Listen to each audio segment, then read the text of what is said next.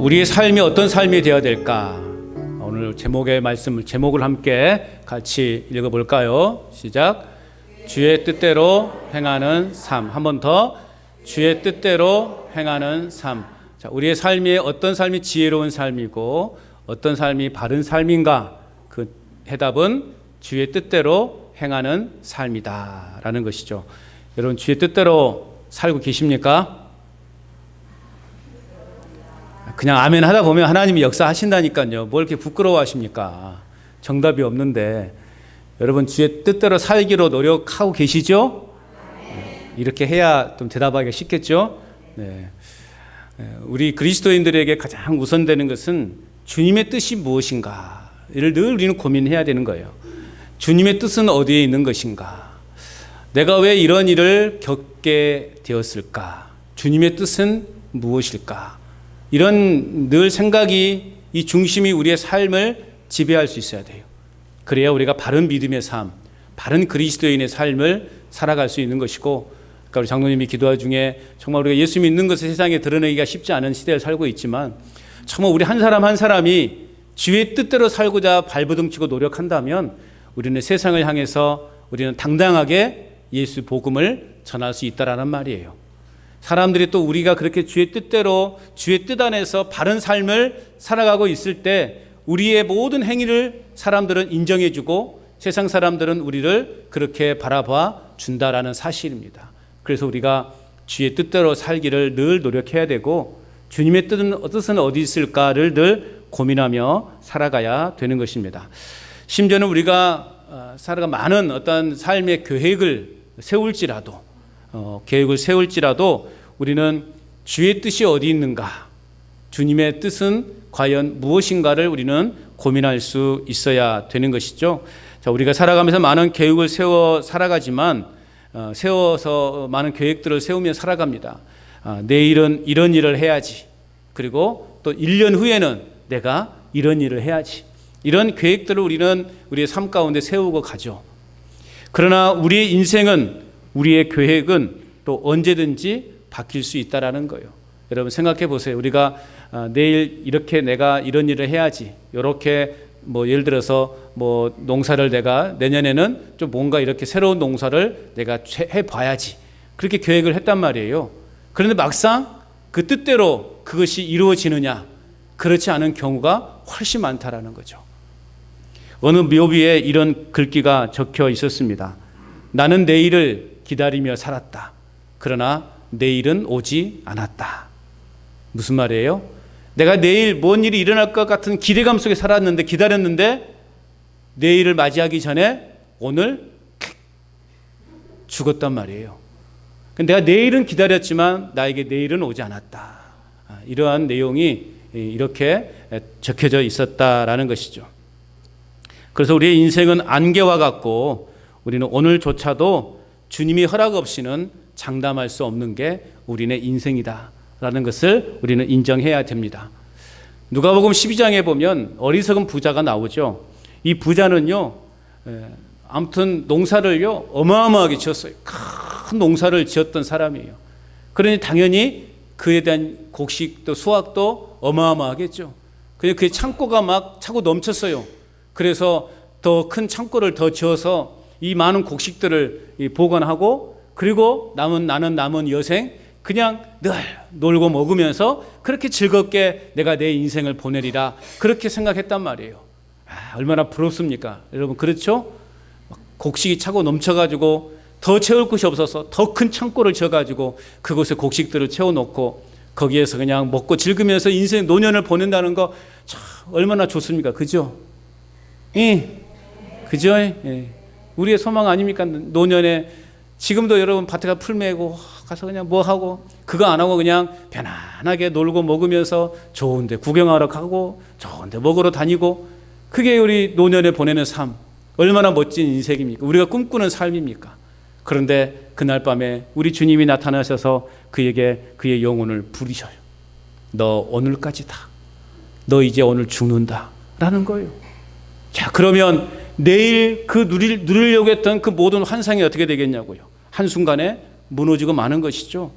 하나님의 뜻을 고려하지 않는 인생은 인생의 결말은 허무함만이 주어지는 것입니다. 자, 반면에 사도 바울은 늘 어땠는가요? 사도 바울은 늘 그의 생각 속에 어떤 생각을 가지고 있었냐? 주님의 뜻이라면 이라요. 주님의 뜻이라면. 그는 로마로 가고자 할 때도 또 그가 가면 분명히 붙잡힐 것이 확신한 그 예루살렘을 방문할 때도 사도 바울은 자신의 생각과 판단, 주변의 사람들의 말을, 제자들의 말을 듣지 않았어요. 오직 주님의 뜻이라면. 제자들은 뭐라고 말했어요?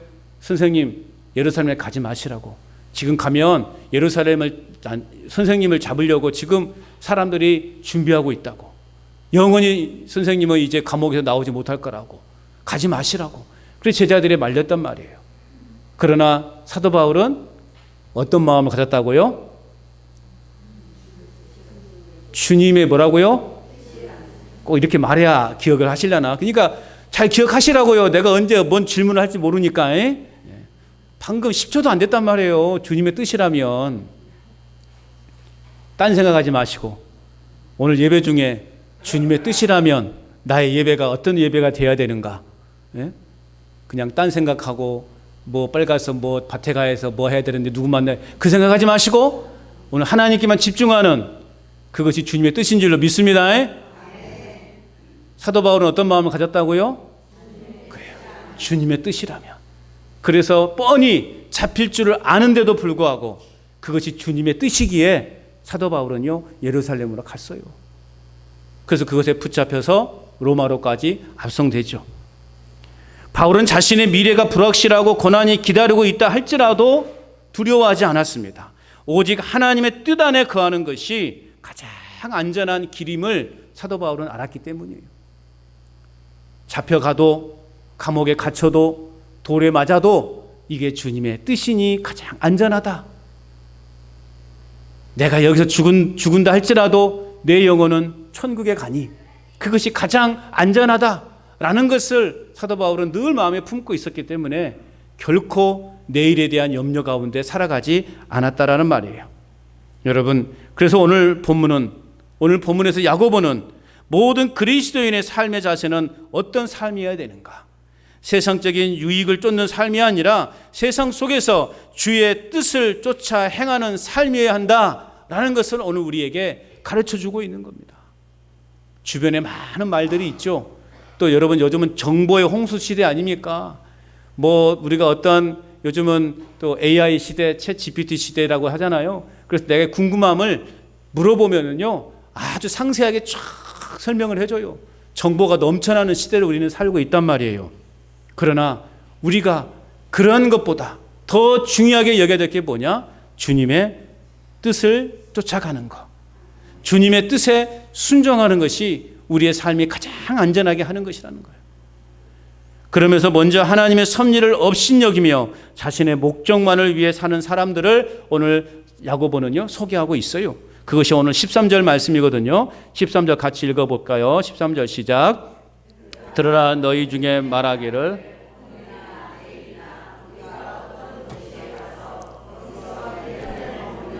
장사하여 이익을 보리라 하는 자들아. 오늘 부르요. 들으라. 어떤 하는 자들아. 어떤 자들일까? 자, 어떤 일을 시작하기 전에 여러분 계획을 세우는 것은 너무나 당연한 것이죠. 여러분 그렇죠. 여러분 이제 뭐 농사의 달인이 되셨지만 근다고 해서 그냥 막 무작정 농사를 짓지 않잖아요.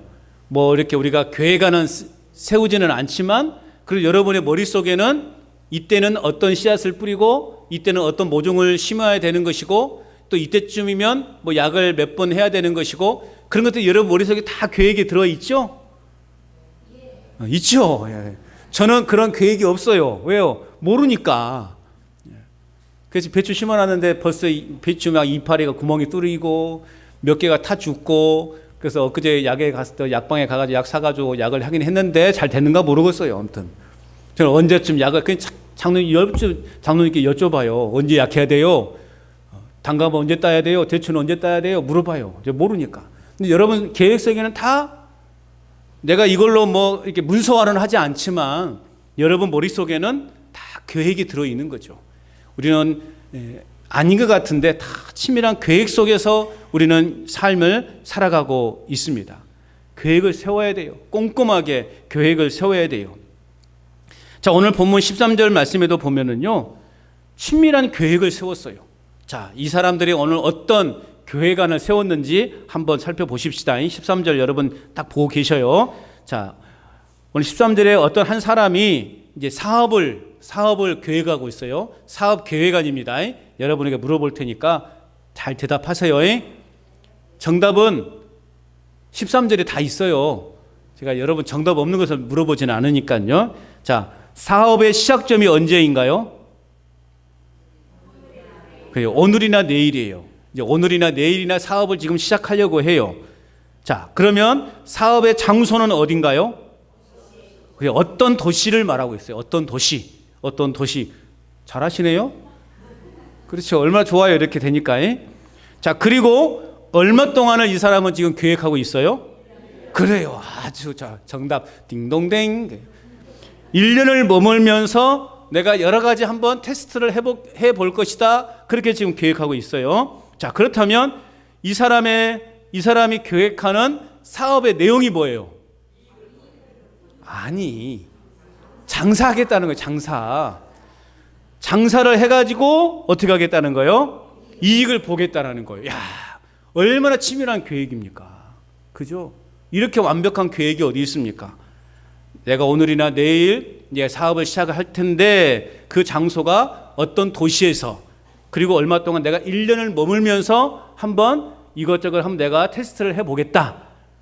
무엇으로? 장사로. 그래서 많은 이익을 내가 남겨보겠다라고 하는 이 계획안이에요. 야, 얼마나 여러분 친밀하고 얼마나 여러분 계획적인 그러한 계획안입니까? 매우 지혜롭고 매우 구체적인 계획안입니다. 그런데 오늘 야고보는 뭐라고 말하고 있냐? 자신들의 미래를 모두 결정할 수 있다는 그들의 교만함, 그리고 돈을 벌려는 목적이 너무나 세상적인 것이다 라고 책망하고 있어요. 자, 그런 의미에서 오늘 우리가 이제 믿음의 관점에서 볼 때 오늘 13절에 이 계획 안에서 빠져 있는 게 뭘까요? 내가 그렇게 조금 전에 말했는데 내가 뭘 생각하고 살아가라고 말했어요? 그래요. 주님의 뜻이라면 잊어버렸어요? 감사해요. 잊어버려서 또 써먹어야 되니까. 주님의 뜻이라면. 자, 오늘 그런 관점에서 다시 한번 이 13절에 볼 때 뭐가 빠져 있는 것 같아요? 주님의 뜻. 주님의 뜻이라면. 주님의 뜻이 빠져 있다라는 거예요. 결국 하나님의 뜻과 상관없이 자기 마음 먹은 대로 다 된다고 생각하고 활동하는 그 교만함. 이 교만한 생활에 대해서 오늘 야고보는 책망하고 있는 겁니다. 누가 봐도 이 계획은 철저하고 이 계획은 치밀합니다. 그런데 야고보는 교만하다라고 그렇게 지금 책망하고 있는 것입니다. 자, 그렇다면 오늘 이들의 문제가 무엇인가를 좀 더 구체적으로 살펴봅시다. 14절 같이 읽어봅니다. 14절 시작. 내일 너희가 알지 못하는도다.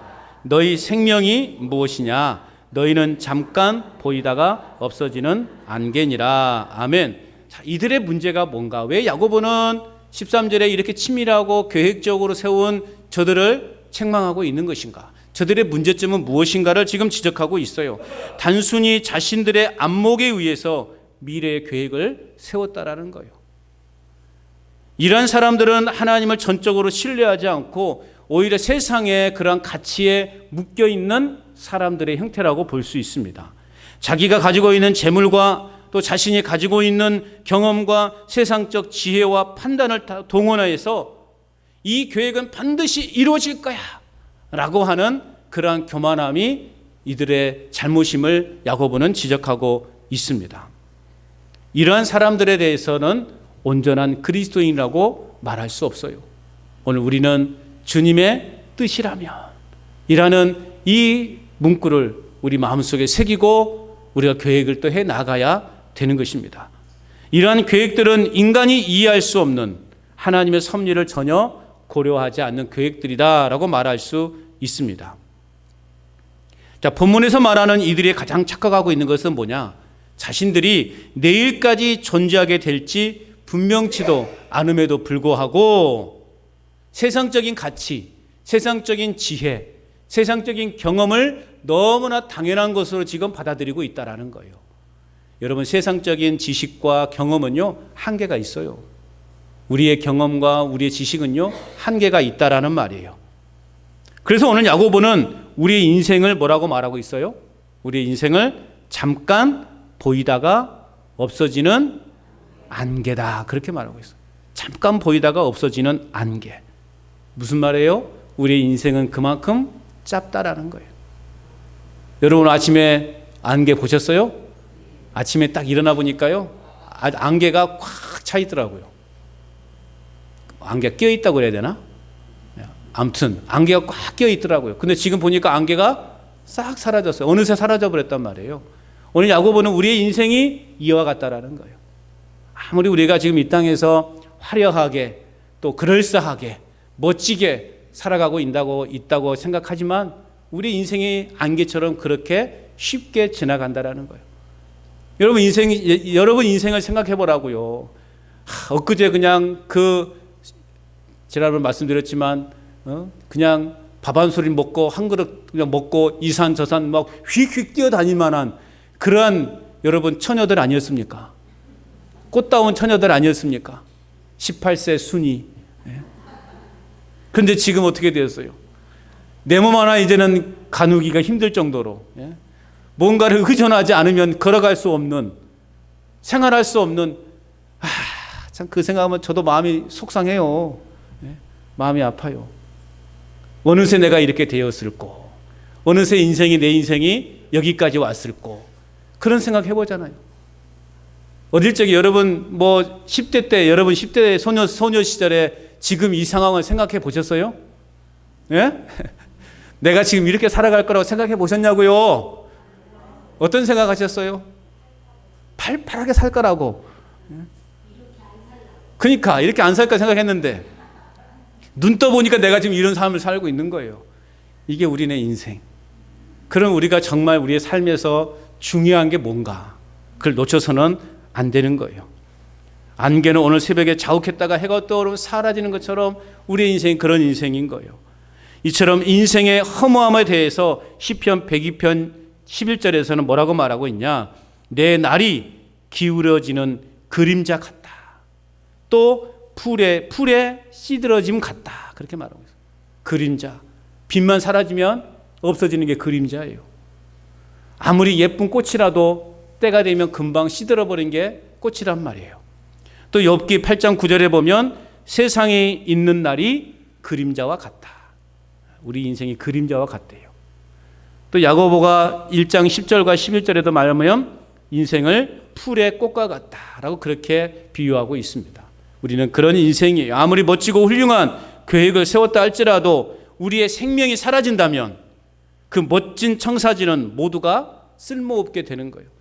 내 통장에 지금 막 수십억의 그 돈이 내 통장에 있다 할지라도 나 오늘 생명 끝나면 그거 누구 거예요? 모르는 거예요. 누구 걸지는 몰라요. 내가 아무 쓸모가 없는 거예요. 그러니까요, 여러분, 예전에 어떤 뉴스에 보니까요, 이제 고독사를 당하신 어르신이 계셔서 이제 그 시신을 이제 정리하고 또 집안을 청소하려고 장판을 떨러봤더니요, 장판 밑에가 돈들이 그냥 딱 붙어가지고, 이게 그 어르신은 돈만 벌면 그냥 장판 밑에 놓는 거예요, 이렇게. 근데 그 많은 돈도 써보지도 못하고 그렇게 쓸쓸하게 고독사를 당하는, 그게 우리네 인생이란 말이에요. 우리 인생이 잠깐 보이다가 사라지는 안개와 같은 인생, 그림자와 같은 인생이라는 사실을 기억한다면 우리는 이 땅 위에 재물도 소망도 쌓아두지 않을 것입니다. 환경이 가져다주는 아픔과 절망 가운데서도 우리는 결코 낙심하지 않을 거예요. 오히려 우리의 소망 되신 하나님만을 바라보며 그 하나님만을 찬양하며 살아가게 될 줄로 믿습니다. 왜? 우리 하나님은 위대하신 하나님이시니까. 아까 우리 좀 전에 불렀던 그 찬양, 예루살렘아 예루살렘아 여호와를 찬양하라. 참 제가 그 찬양을 좋아하고요. 그 가사 막 찬양 부르면 막 힘이 나요. 모든 것을 준비해 놓으신, 모든 것을 예비해 놓으신 인자와 사랑이 너무나 풍성하신 그 하나님, 우리의 필요를 다 채워주신 그 하나님 앞에 온전히 경배하라, 그 하나님만을 온전히 경외하라고 하는 명령, 그것이 우리의 삶의 목적이 되어야 한다라는 것입니다. 그렇다면 이제 우리 자신들이 취해야 되는 삶의 지혜로운 태도는 뭘까? 어떤 삶의 자세를 가지고 우리는 살아가야 되는 것일까? 첫째는요, 주님이 원하시는 삶을 우리는 살아가야 됩니다. 어떤 삶을 살아가야 돼요? 주님이 원하시는 삶을 살아가야 돼요. 15절 말씀 같이 읽어봅니다. 15절 시작.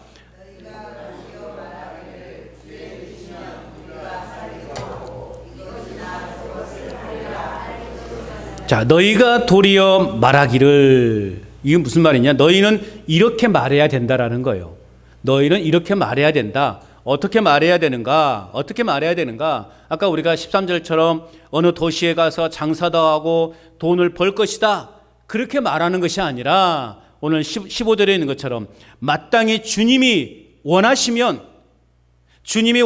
우리가 살고 또 이런 일이나 저런 일을 할 것이다 라고 말해야 될 것이다 라고 그렇게 이야기하고 있는 거예요. 오늘 15절에서 주의 뜻이면,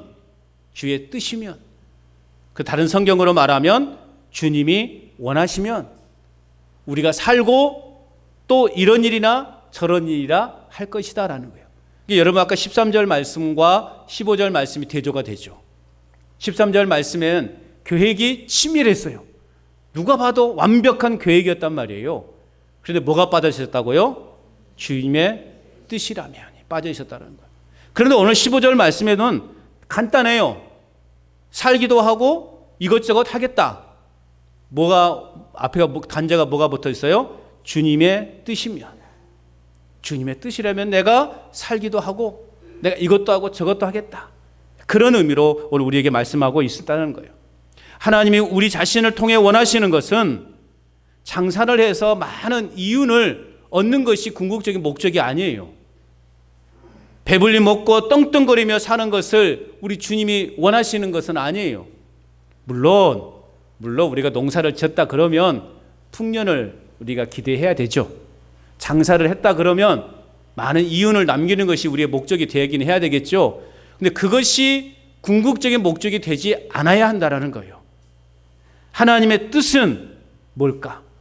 우리에게 영원히 쇠하지 않는 생명의 면류관을 빼앗기지 않는 것이에요. 아멘이십니까? 영광의 면류관, 생명의 면류관을 빼앗기지 않는 것이 우리 인생의 궁극적인 목적이어야 한다는 거예요.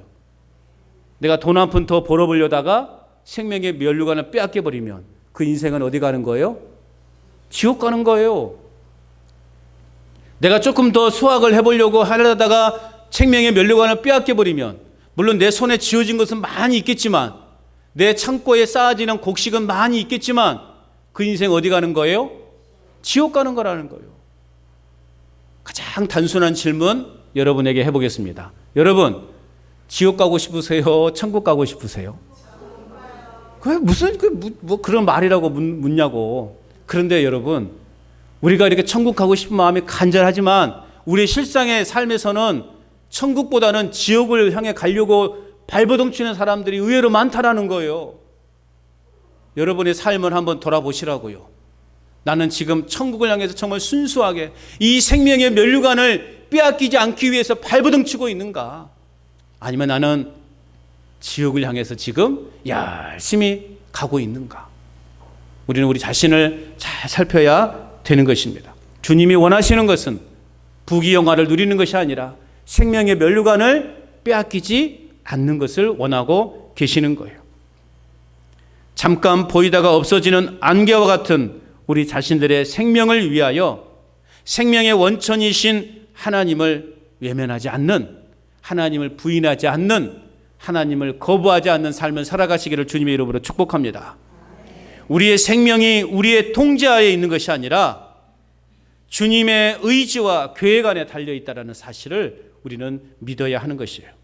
그렇기 때문에 이제 우리의 모든 행동의 기준을 내 자신의 욕망이나 또 나의 경험이나 세상의 방식에 두고 살아가는 것이 아니라 따라서 합시다. 주님의 뜻이라면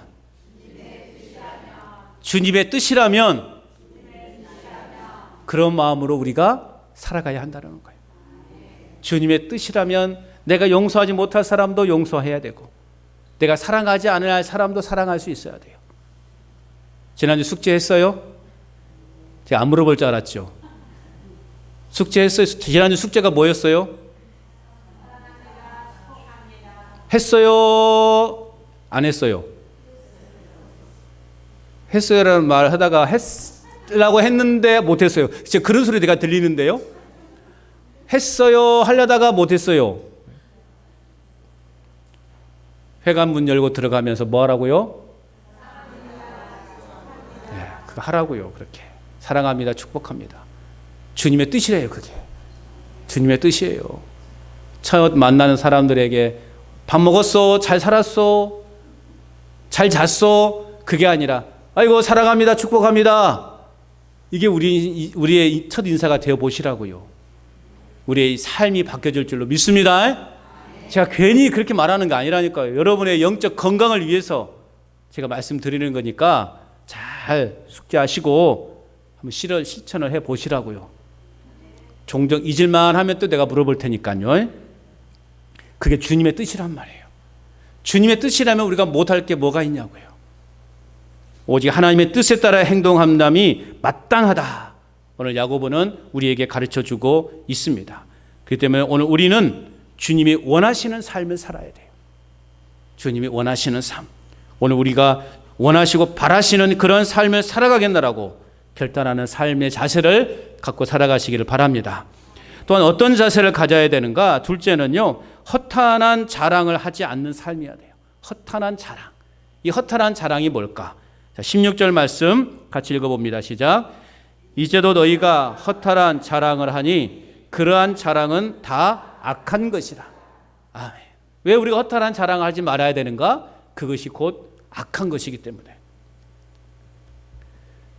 허탄한 자랑은 오만하게 자랑하는 사람들이라는 의미예요. 오만하게, 교만하게 자랑하는 사람들, 자신의 인생의 주인인 것, 자신이 내 인생의 주인인 것처럼 행동하는 사람, 우쭐대면서 자기 자랑을 늘어놓는 것, 그것이 어떤 거라고요? 악한 것이래요. 이 말씀 원문에서 보면요, 교만하여 자랑하고 있다. 그런 자랑은 모두가 악한 것이다. 왜 우리가 자랑하는가? 교만하기 때문에. 하여간 입만 열면 자랑하는 사람이 있죠. 입만 열면 자기 자랑에 빠져 있는 사람이 있죠. 세상에서 가장 꼴보기 싫은 사람이 누구예요? 자기 자랑하는 사람. 아무튼 하여간 자기 자랑하는 사람 꼴보기 싫어. 그러나 주님의 뜻이라면 그 사람도 용서하고 이해하고 사랑해야 되겠죠. 오죽하면 여기와 저렇게 자랑할까? 어쩌면 그렇게 자랑한 사람들은 자기의 그런 좀 약간 약함을 감추기 위한 것일 수도 있어요. 자신의 그러한 여러 가지 부족함을 이것을 통해서 좀 만족하고 누려보고 싶은 그런 마음일 수 있어요. 그래서 우리는 입만 열면 자기 자랑에 빠진 사람을 그냥 긍휼히 여기는 마음으로 바라볼 수 있어야 돼요. 그 쓸데없는 소리 하지 말라고 이렇게 치는 것이 아니라 상처받지 않도록. 그것이 주님의 뜻이니. 아무튼 내가 평생에 열심히 일해서 그만큼 내가 이만큼 먹고 살고 있다. 뭐 우리 아들은 뭐 어디 큰 회사 다니는 그 다니고 있고, 우리 또 뭐 딸 우리 사위는 또 어디 막 근데 지금 다니고 있고, 그래가 이번에 우리 그 자식들이 아이고 나를 데리고 나의 불편한 몸을 데리고 해외 여행 갔다 왔는데 그 참 좋더만. 그리고 끝말은 뭐예요? 아이고 그래도 우리 집이 좋대. 말을 하지 말던가. 그렇게 자랑하고 그렇게 한 사람이 있어요. 참 그렇죠. 오늘 교만하여 자랑하는 사람, 그것이 악이다, 악한 것이다, 그렇게 말하고 있어요. 사도 바울은 세상적으로 자랑할 것이 엄청나게 많았던 사람이죠. 누가 봐도 엘리트의 길을 걸었던 사람이에요. 가문도 좋았고 학문도 좋았고 가진 것도 많았던 사람이에요. 그러나 바울은 오히려 그리스도를 위해서 고통을 당하고 그리스도를 위해서 환난을 겪고 주를 위해 밤낮으로 일하면서 수고하고 애쓴 것, 그것을 자랑했단 말이에요. 그가 세상에서 자랑하고 싶은 것은 너무나 많았어요. 그러나 바울은 주를 위해서 했던 그 모든 것만을 자랑으로 여겼어요. 우리는 보통 믿음의 사람들도 마찬가지예요. 내가 하나님께로부터 받은 그 은혜들을 자랑하고 싶어 하죠. 내가 하나님께 은혜를 받아가지고 이렇게 우리 가정이 잘 됐다고. 결론은 그거거든요. 하나님이 내가 축복을 많이 받아가지고 우리 자식들이 큰 회사 다니고 있다고, 그거 말하고 싶은 거거든요. 근데 사도 바울은요, 그거 자랑하지 않고 내가 주님 때문에 당한 환난들, 내가 주님 때문에 당했던 그 고난들, 그것이 나의 자랑이었단 말이에요. 빌립보서 2장 16절 말씀에 보면 생명의 말씀을 밝혀 나의 다름질이 헛되지 아니하고 수고도 헛되지 아니하므로 그리스도의 날에 내가 자랑할 것이 있게 하려 함이라. 그리스도의 날에, 그리스도를 만날 때, 주님의 그 마지막 때 내가 그리스도 앞에서 자랑할 거리를 만들고 싶었던 것이라고 그렇게 말하고 있는 거예요. 여러분, 주님이 오시는 그날에 우리에게는 어떤 자랑거리가 있을까요? 내가 주를 위해서 얼만큼 헌신했는지, 내가 주님을 위해서 얼만큼 희생하며 봉사하며 살았는지, 이것이 우리의 자랑거리가 돼야지. 주님이 만났는데 나 열심히 그냥 가진 거 갖고 놀고 먹고 하면서요, 나 편하게 살았어요. 내 덕분에 우리 자식들요 잘 돼가지고요 큰 회사도 다녔고요, 그냥 그 자식들이 또 그냥 막 좋은 데 데리고 다니고 이거 먹이고 저거 먹이고 막 그렇게 살았어요. 이게 여러분 주님 앞에서 자랑거리가 되겠습니까? 우리는 지금부터라도 내가 천국에서 주님을 만날 때, 주님 나는 이러이러한 삶을 살았어요, 내가 주님을 위해서 이러이러한 이런 일을 살았어요, 그런 자랑거리를 만들어 가시기 바랍니다. 그런 자랑거리들, 주님을 위해서 내가 무엇을 했는가, 내가 주님을 위해서 어떤 희생을 당했는가, 내가 주님을 위해서 어떤 봉사와 희생을 감당했는가, 그런 것들을 만들어 가야 돼, 지금부터라도. 왜요? 주님 오실 날이, 주님 만날 날이 얼마 남지 않았으니. 아이고, 나는 평생 해보지 않은 전도라는 걸 해봤어, 주님. 내가 이웃집 저 이웃집 사람 뺏는 내가 미워했는데 예수님의 그 사랑을 알고 내가 저 인간을 사랑했어. 이게 자랑거리가 되는 거예요. 주님 때문에 내가 평생을 미워하고 왼수를 여겼던 사람을 사랑했다면, 용서했다면 그것이 주님 앞에 자랑거리가 되는 거예요. 나는 몸이 좀 불편해서 아이고 우리 간전제일교회 위해서 내가 막 식당에서 봉사할 수 없는데 내가 식당에서 봉사하는 우리 집사님들 권사님들을 위해서 내가 강에서 기도했어. 이것이 자랑거리가 되는 거예요. 하찮게 여기지 마시라고요. 지금부터 부지런히 내가 앞으로 주님을 만났을 때 뭘 자랑해야지? 그 자랑거리들을 만들어 가시기를 바랍니다. 그러면 우리는 어떤 삶의 어떤 부분도 하나님의 통치에서 벗어나서는 안 되는 거예요. 우리의 입술에서는 주님만을 자랑하는 입술이 되어야 할 줄로 믿습니다. 우리 입술에서는 간전제일교회를 자랑하는 입술이 되어야 할 줄로 믿습니다. 그래서 제가 오늘 주보 칼럼에도 교회를 자랑하라는 그 내용으로 칼럼을 썼어요. 여러분, 부지런히 자랑하십시오. 부족한 목사 보기 싫어도 사람들 앞에 가서는 자랑하시라고요. 한번 교회에 와보시라고. 그래야지 먼 곳에서도요, 여러분 음식 좀 막 1시간 걸려서도 2시간 걸려서도 가서 먹잖아요. 제 둘째가 예전에 내려와가지고 대전에 여행을 갔는데 그 대전에 유명한 빵집 있잖아요. 에? 성심당. 그 한 1시간인가 기다렸다가 빵 사왔어요.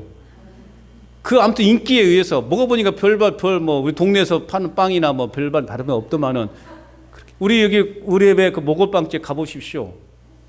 줄을 서 있잖아요. 제가 한번 가서 먹어봤더니 아유 별로래. 그냥 저기 슈퍼에서 파는 보름달 빵이 제일 맛있더만 뭐. 그러는 거예요. 사람의 그러한 소문 때문에 가는 것 아니겠어요? 우리 교회도 좋은 소문이 나게 되면 사람들이 호기심에서 저 간전에 좋은 교회가 있대. 막 사람들이 자랑에 쌌대. 와보지 않겠습니까?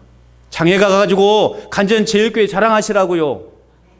화요일날 장날이잖아요. 내일 모레 장날이에요. 숙제 교회 장애 가서 간전 제일교회 자랑하기. 아멘. 참말로 이런 거 아멘 않고 지금 뭐 하고 있대? 네? 여러분 회관 가서 간전 제일교회 자랑하기. 아멘 안 하는 거 봐라. 참말로. 난 죽어도 안 하겠다는 거예요. 지금 내가 입 착 닫고. 우리 자랑하지 마시고 예수님 자랑하시고 하나님 자랑하시고 간전 제일교회 자랑해 보십시오. 사람들이 소문 듣고 온다니까요. 순천에서도 오고요. 광주에서도 온다니까요. 아마 일본에서도 비행기 타고 올 거예요. 자랑하면. 여러분 그런 거 여러분 우습게 생각하지 마시라고요. 그런 마음으로 우리가 우리 입술에서 허탄한 것들 자랑하지 마시고 주님만을 자랑하는 저와 여러분 될 수 있기를 축복합니다. 끝으로 우리는 어떤 자세를 가지고 살아가야 되는가? 선하다 여겨지는 일을 행하는 삶을 살아가야 돼요. 선하다 여겨지는 것 삶. 선하다고 여겨지는 것을 행하는 삶. 17절 시작.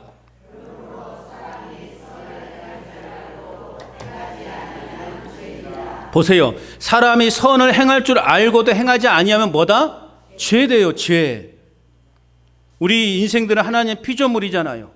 하나님의 뜻을 물으며 하나님이 가르쳐 주시고 지시하시고 인도하신 대로 순종하며 살아가는 것이 우리네 인생이라는 말이에요.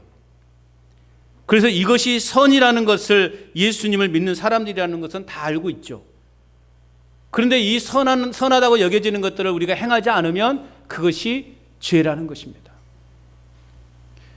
내 자신이 하나님과 깊은 관계를 맺고 사는 일은 오직 하나님의 뜻을 구하고 하나님의 뜻에 순종할 때만 가능한 거죠. 그래서 우리는 그 하나님의 뜻을 우리는 우리 일상의 삶에서 순종하며 살아가야 되는 거예요. 선을 행할 줄 아는 사람이 선을 행하지 않으면 그것이 그에게 죄다 라고 하는 이 말씀을 우리는 또 마음속에 새겨야 되는 것입니다. 현재 내 삶 가운데서 내가 알고 경험한 바를 실천하는 사는 것, 그리고 그것이 선하다고 여겨지면 그것을 실천하는 것, 그것이 선한 것이라는 거예요. 다가오지도 않은 내일에 대한 염려로 인해서 오늘을 두려움과 염려 가운데 살아가지 말아야 돼요. 그것은 하나님이 원하시는 뜻이 아니기 때문에, 하나님이 원하시는 선이 아니기 때문에 하나님 안에서 오늘을 주목하고 음미하며 즐기며 살아가셔요. 이것이 하나님의 우리에게 말씀하시는 선이에요. 다가오지 않을 내일, 모레, 글피, 내년을 두고 염려하지 마시고 오늘 하나님 안에서 풍성한 은혜를 누리며 살아가시라고요. 이것이 하나님께서 우리에게 말씀하시는 선이라는 거예요.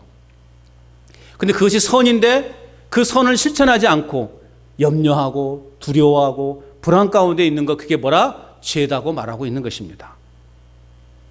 또 우리가 사랑을 실천해야 되는 것, 내가 어려운 사람을 도와주는 것이 선하다고 여겨졌다면 우리는 도와줘야 되는 거예요.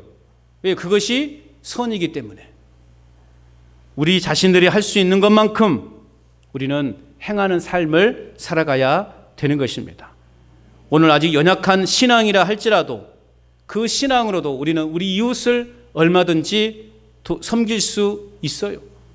그것이 선하기 때문에 그 선을 우리가 행해야 되는 것입니다. 헐거운 지갑으로도 얼마든지 배고픈 사람을 배부르게 해줄 수 있단 말이에요. 너무나 바빠 시간 낼 수 없다고 할지라도 그 없는 시간을 쪼개어 우리 교회를 섬길 수 있어야 되는 것입니다. 왜요? 그것이 선이기 때문에. 근데 그것이 선이라는 것을 알면서도 행하지 아니하면 뭐다? 죄라는 것이죠. 야고보는 이것이 바로 선이고 죄를 피하는 길이다 라고 우리에게 분명히 가르쳐주고 있습니다. 그러므로 우리 믿음이 온전한 삶으로 드러내는 참 믿음의 삶을 살아가는 삶을 살아가야 되는 것입니다. 사랑하는 여러분, 우리에게는 내일이라는 시간이 주신 분, 우리에게 내일이라는 시간을 주신 분은 시간의 창조자이신 하나님이십니다. 내일의 삶도 하나님께 맡기는 거예요. 우리는 매일매일 삶이 하나님의 섭리 가운데 진행되고 있다라고 하는 그 믿음 속에서 우리는 오늘도 승리하면서 그 기쁨을 누리며 살아가야 된다라는 것이죠. 그래서 여러분, 이 한 주간도 어떻게 살아가야 되는가? 다시 힘을 내어서 열심히 그날 주어진 일에 우리가 최선을 다해 살아가야 되는 것입니다. 주님이 원하시는 삶을 살아가시기를 바랍니다. 허탄한 자랑을 하지 않는 삶을 살아가시길 바랍니다. 선하다 여겨지는 것을 행하는 삶을 살아가시기를 주님의 이름으로 축복합니다. 어려움을 겪는 상황과 직면할 수도 있겠죠. 그러나 그럼에도 불구하고 하나님께 진정한 소망을 두고 믿음으로 승리하는, 그래서 하나님의 영광을 드러내는 저와 여러분의 삶이 될 수 있기를 주님의 이름으로 축원합니다.